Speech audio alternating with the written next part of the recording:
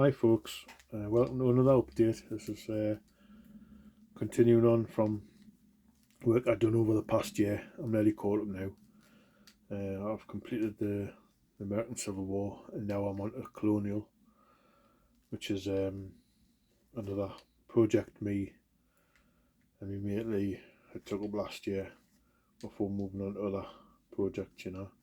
But it's what I'm going to go back to. Um, I'll start with the reading material, uh, source material behind it first, and correspondence from my mate as usual on the subject. And I got a book sent, which was this one. Thanks very much, Lee, for that book.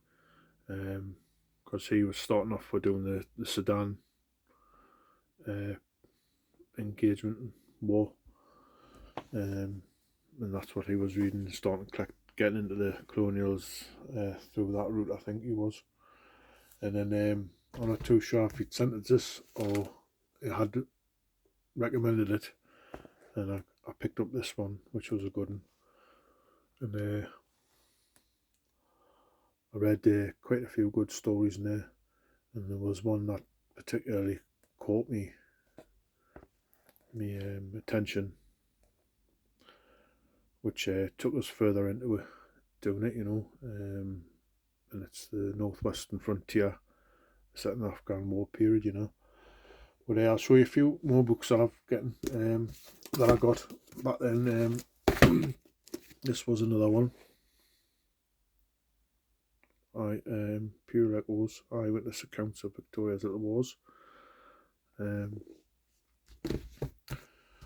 the hardbacks, these are all the cheap books I'm getting second hand in our British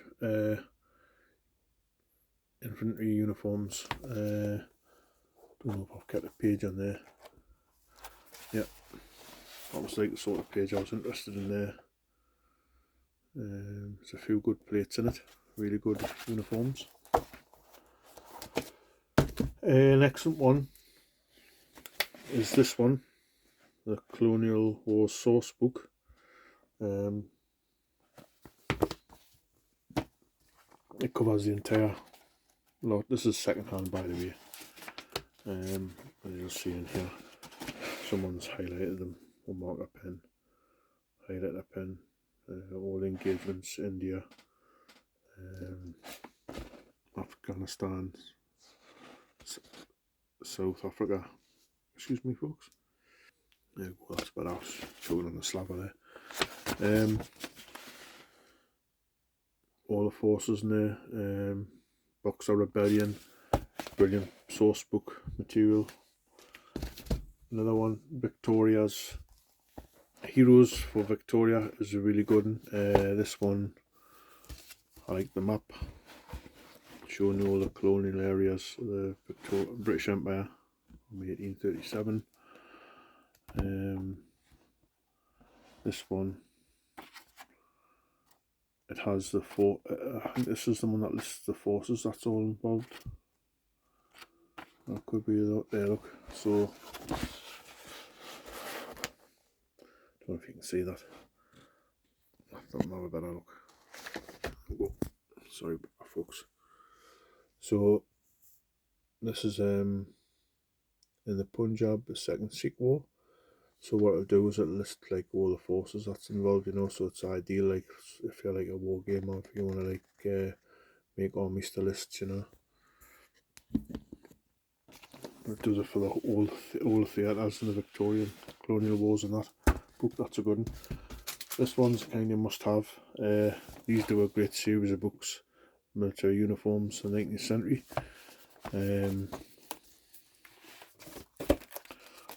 This one's covering the American Civil War, which is kind of good, but then it covers everything: Zulu War,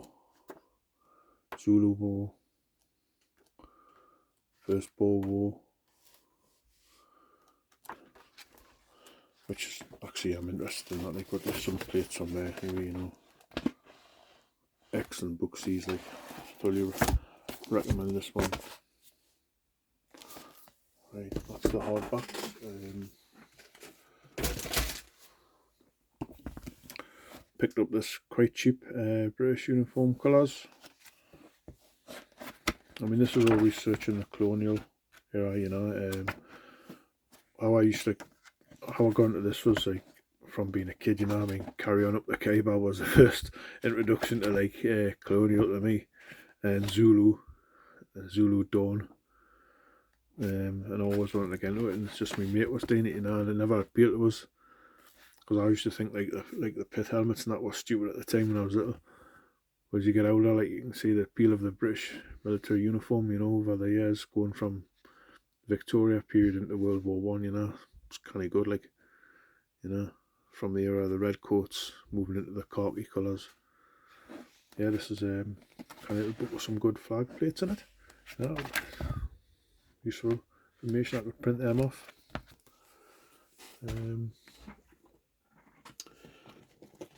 For wargaming perspectives, I'm not really a wargamer, but you know, you can build the lists, and that seems to be the way to go, like, you know. And then if you ever decide to play a game or knock up a game, you know, you could do it.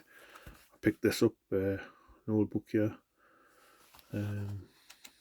This has got some good ideas in it, black and white. Yeah, that's a good one. More popular, The Men Who Would Be Kings, which there's quite a few videos done by some YouTubers. Excellent battle reports on how to go on with that. So I picked that up. I've had a look through it, you know. Some great plates in it, and that, you know, and some good ideas. I hate to say that, but if you're going to solo game now, you can, what's it called, homebrew it, you know, to whatever you like. Got a lot of Osprey ones. These are ones that aren't. This one got sent off immediately because I'm interested in the Boer War. Later on, 1881. This one was Victoria's Clone Wars. Hawthorne Weight. They do a series of books. Some are kind of good, you know. Some have colour plates in, others aren't. Good to the guides.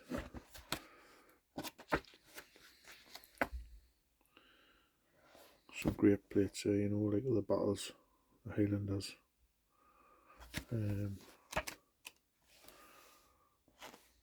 Yep, and there's another one. Specifically on the Boer War.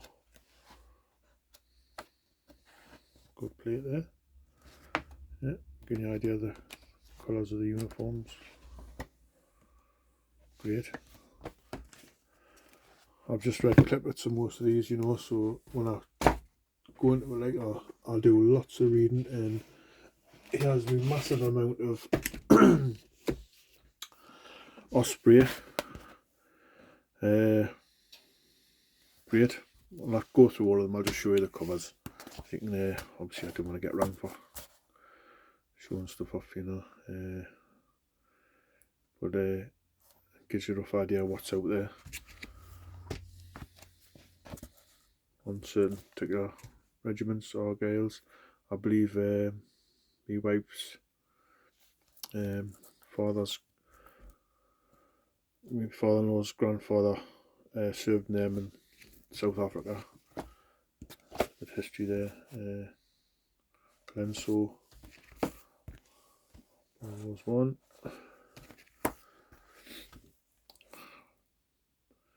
Most of these were bought for Christmas last year. The newer ones, I just picked up that cheap one from eBay, you know. Then I made a list about 10 or 11 books, you know. Santa was good to us. This one this is the one I was interested in. that one for the start of the project before I got into the Boer War.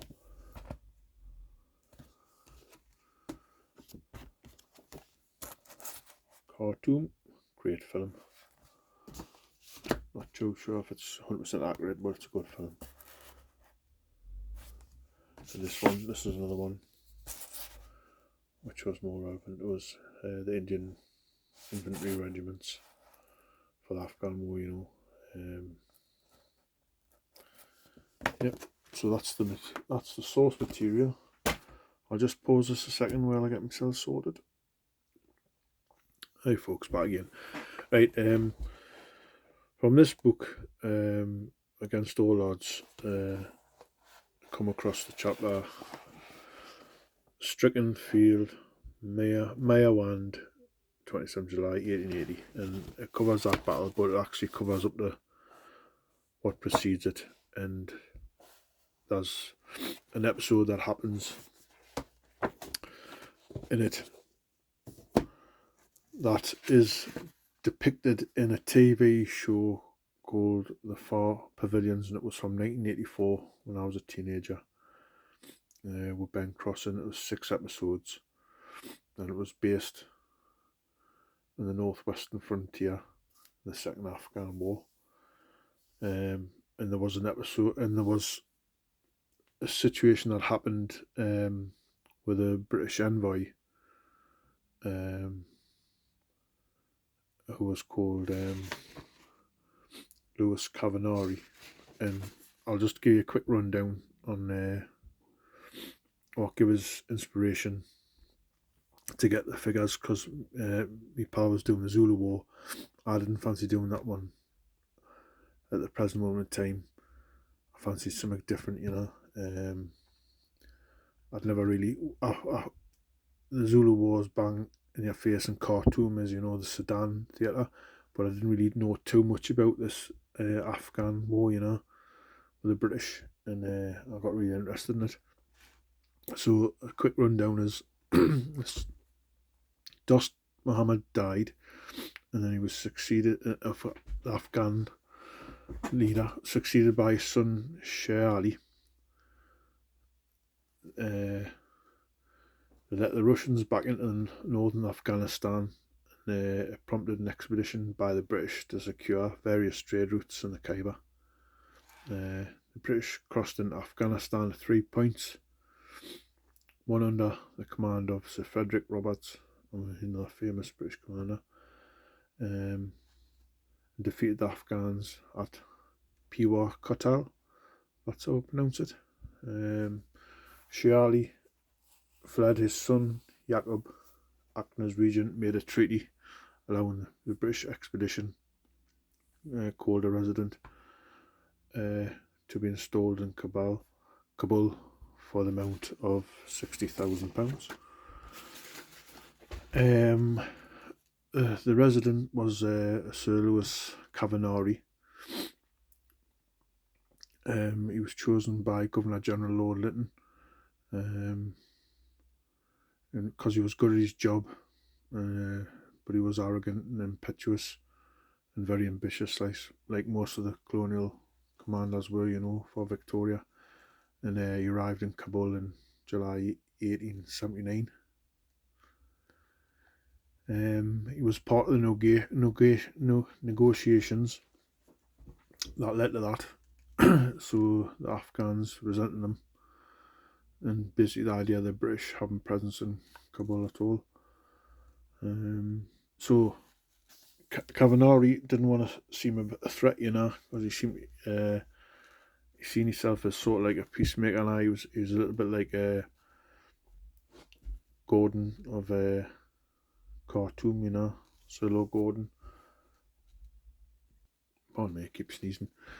So he set off with a small expeditionary force, and he was accompanied by his personal secretary, Mr. Jenkins, a surgeon named Kelly, 25 cavalry, and 50 troops of the Corps of Guides, which was an Indian, mixed Indian, Muslim, Hindu regiment of they were more or less like that, like akin to the SAS, I reckon. Like, you know, they were like an oddity. You know, they were really good at what they did and not operated outside the guidelines. You know, and I think they were one of the first ones to wear khaki as well, to bring khaki in.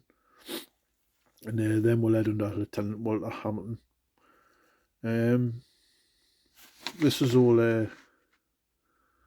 shown in that the last two episodes of that for Pavilions TV series. If you care to look at that, Amazon Prime's got it.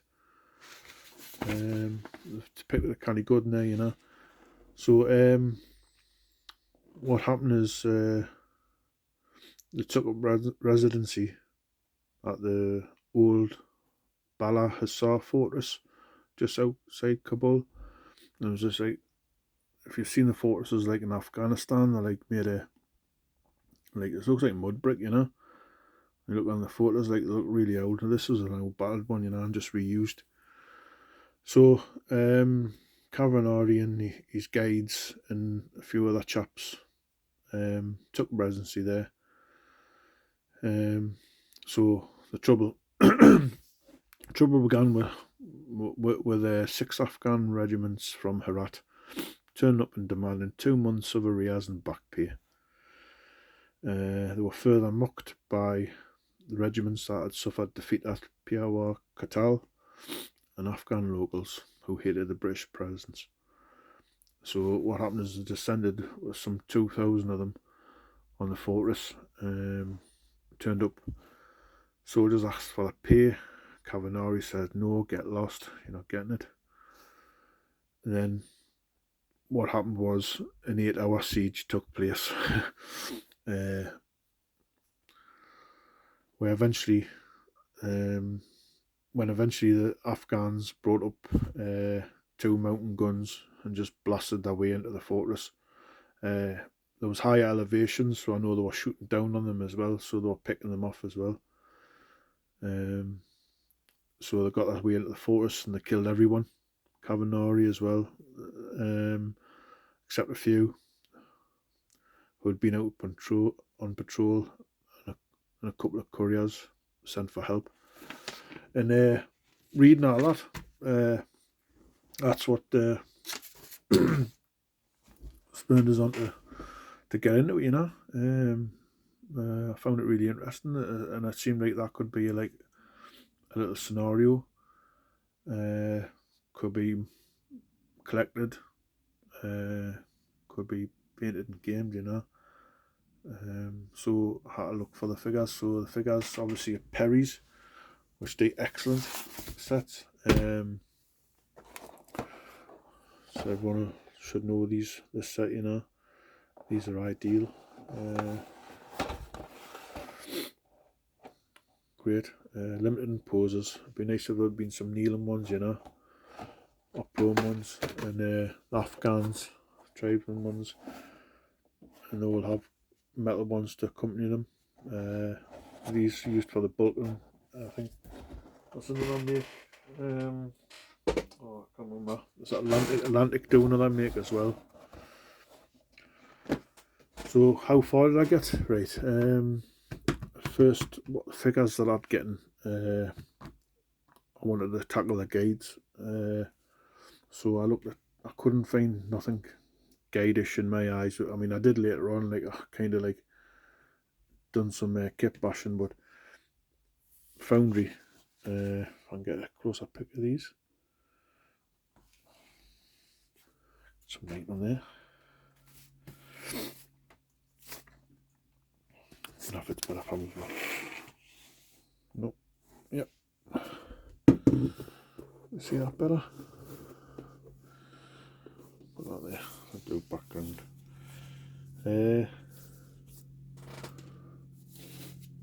Foundry, yep. I do the guides. So how I represented. See if I can get close up there. There we go. How I represented the unit of guides, was it 50 men? Put that down as like just being a company.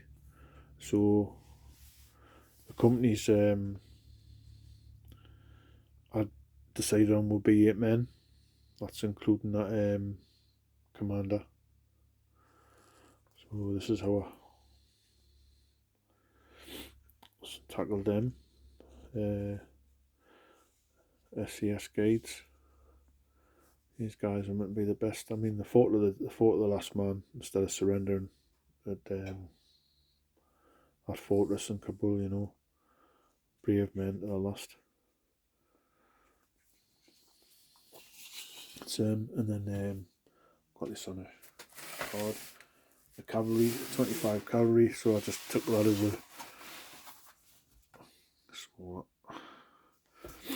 as a 12-man cavalry regiment, and these are Perry's Metals Bengal Lancers, but just done up as guide cavalry and painted the best I could see them. What I have on is I probably could have used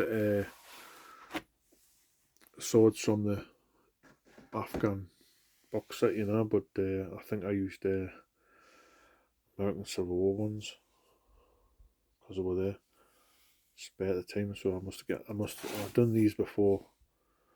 I'll get the plastic ones, you know. Yeah. So really enjoyed doing them. You know, it was pulling for me to do a full cavalry regiment. You know, I was going full hog. So there's the guides. So that's the one part of the force of Cavanaris. What's it called?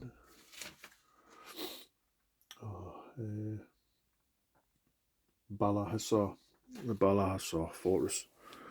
Right, so like for the command, this is what I got. I think it's redoubt. These two guys are redoubt, so that would be Cavanari, this figure. I picked him. Picked him as the Cavanari figure. This gentleman here. This guy is from Empress Miniatures, and he's part of the Zulu personality set. He's obviously the guy carrying ammo, but I put him as Kelly the surgeon. So I'll get a better shot of him. Back there. There you go. So I've got like blood splattered on his pinion, that, you know, and he can be carrying bullets at saw instead of Roke's Drift. Yeah, that's the surgeon. His name. This name, the guy, I'm not too sure, but this was his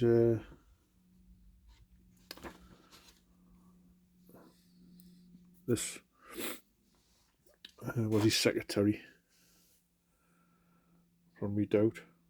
So I thought he was like dressed in the right bit dusty, sorry folks, because I've just been sitting there on the shelves since last year like the rest of them. This is Cavanari's secretary, and the guy who's in charge is Walter Hamilton. In the I can't remember the actor, but portrayed, and they called him Wally in the Far Pavilions, and made use of this. I think this is from that might be from the Zulu set then. But he's looking under stress, and obviously because he's got 2,000 Afghans coming at him, and he's got like 50 men, and then they're faced with cannon. So that's the command set. So if I zoom out again there, so that was just going to be my forces for the British. The Afghan forces, obviously, the majority of them. This is different stages of getting these. Perry's. Yep. I'll move them. For a second, folks. Right, to represent the 2000 irate Afghans, the idea was to get 3 boxes of the Perry's Afghan plastics. These are some of the ones I've getting painted so far. And the bases. These are like all the plastic ones. Put some in there. So there'd be like 100 altogether. 100 of these guys painted up. And that would represent a part of it. I'll show you some close up first. I'll show you the second part. Yeah, great figures by Perry's. You know, they're simple to put together. White topography, pick the highlights out. Some great poses. Just mix the colours up. Some of these haven't been sprayed, you know. Dulled down. But quite a few. Some like taking pot shots. See, I wish the British set would have these guys and, you know, kneeling down. Great. All sorts of dust. The shields. Just done 2 types. I've done either black or like a brown leather colour, you know. Yeah, the smashing figures these are. I mean, as me mate agreed with us, like some of the best poses and figures Perry's do, you know, these Afghan lads. Here's a base of them done up.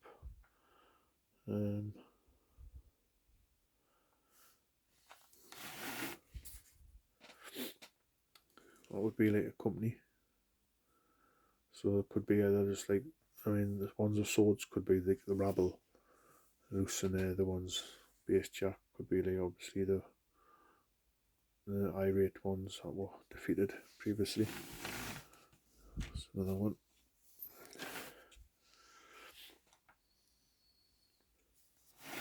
Sorry about the focus. Yeah, really fun to paint, just mix the colours up. Right, so I like to tackle the Harati. What I did is I looked at Foundry again, and Foundry had some, and the Harati troops are depicted like these guys with sort of these furry hats on their heads, you know. They're like that, and then the cavalry will be like the one like red coats, but like I've done the officer on a red coat. Show you him. Bit glossy still. It'll get dulled down, you know. Just because I dropped the project when I moved on again. So like those two regiments are there, but like these all together were going to represent the 2000, because I couldn't, like, it would mean like 6 this is like that's like a company. You know, 8 men. So how many figures would you have to need? Would you have to get, you know? So just scaling it down. The 2 cannon were like by Perry's. And these are the mountain cannon. Get that from back in the place. And them have painted quite well. Just on a board from Charlie Foxtrot.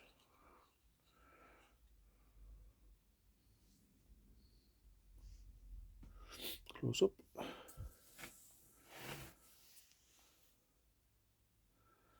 Excellent. These were the cannon that was blasted into the fortress, and then allowed the hordes behind them, as you see, just pouring in, killing everybody. Oh, I wonder, did they get that pay? You know, I mean, the guys deserved it. I mean, I don't know Cabanari was playing at. But even in the TV show, I showed you, like, he was just quite a pompous guy, you know. I think it was John Gielgud played him. Yeah, there you go.